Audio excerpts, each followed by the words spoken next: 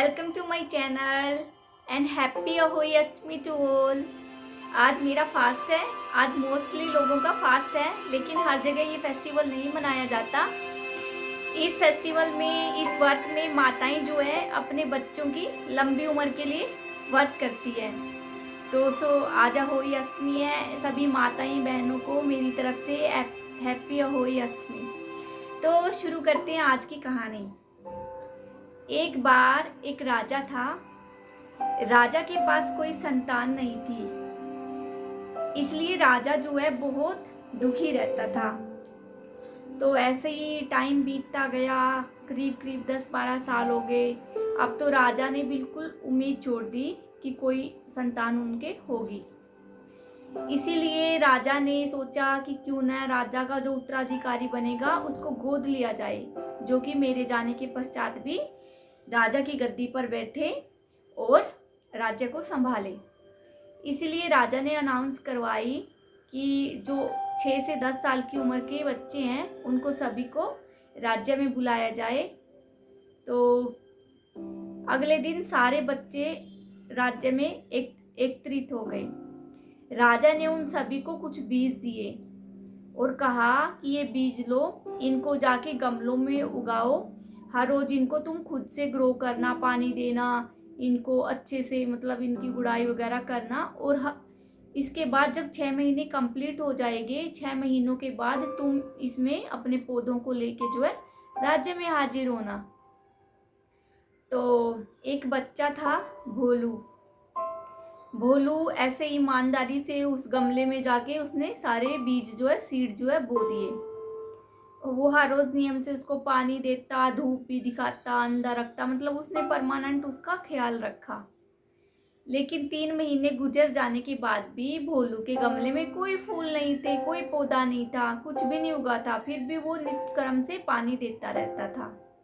और जो इसके अलावा दूसरे बच्चे थे, उन बच्चों के गमले में बड़े बड़े फूल थे, किसी के में कुछ था, मतलब बहुत अच्छे अच्छे पौधे बन गए थे। अब तो 3 महीने के बाद भोलू ने अपनी माँ को बोला कि माँ देखो, सभी बच्चों के गमलों में अच्छे अच्छे अब तो पौधे बन गए हैं, और मेरे गमले में तो अभी तक एक छोटा सा अंकुरित भी नहीं हुआ। तो माँ ने कहा कोई बात नहीं भोलू, जो होगा देखा जाएगा। तुम नित्य क्रम से इसको पानी देना और इसका खूब ख्याल रखना 6 महीने तक। देखते देखते 6 महीने भी बीत गए। 6 महीने के बाद जो सारे बच्चे अपने अपने गमलों को लेके राजमहल में आए। सभी के गमलों में बिल्कुल हरे भरे बहुत अच्छे अच्छे ग्रोथ वाले पौधे थे। लेकिन एक ही बच्चा था भोलू, जिसके गमले में कुछ भी फूल नहीं था, पौधा नहीं था, बिल्कुल खाली पड़ा था।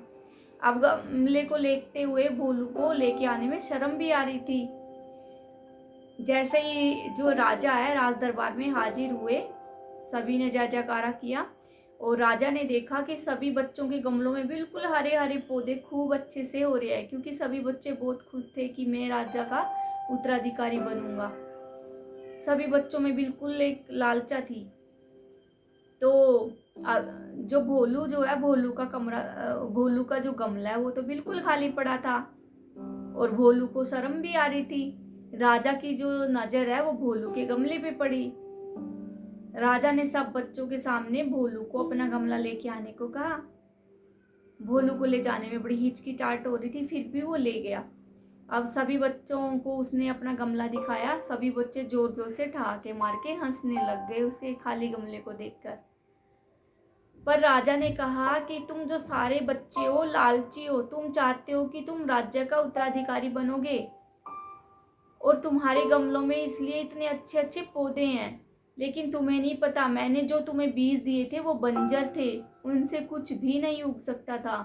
पूरे बच्चों में, पूरी सभा में सिर्फ एक बच्चा है जो ऑनेस्ट है, जो ईमानदार है, जिसने ज्यों का तो गमला लाकर मेरे आगे रख दिया, इसलिए यही राज्य का उत्तराधिकारी बनेगा। तो बताओ, इस कहानी से हमें क्या शिक्षा मिलती है? इस कहानी से हमें यह शिक्षा मिलती है कि जीवन में ईमानदार होना बहुत जरूरी है। हमें पता होता है कि हमारी क्या औकात है। हम दूसरों को फिर भी मतलब बढ़ चढ़ के दिखाने की कोशिश करते हैं। अब उन बच्चों ने नकली बीज लाके दोबारा वो बीज रिप्लेस कर दिए। राजा ने जो बीज दिए थे वो तो बंजर थे। वो बच्चे अपनी तरफ से बीज अच्छे अच्छे बीज लाए होंगे, तभी उनके गमलों में पौधे उगे हैं, क्योंकि उनके मन में लालच की भावना थी। इसलिए उन्होंने पौधे को उगाया कि कैसे भी हो, हमें तो बहुत अच्छा पौधा उगाना है एक दूसरे से।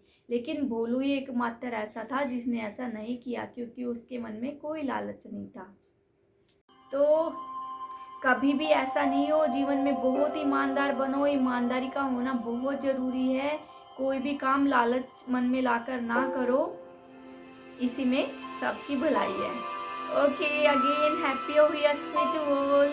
इसी के साथ में आपसे विदा लेती हूँ। कल फिर मिलेंगे एक नई कहानी के साथ।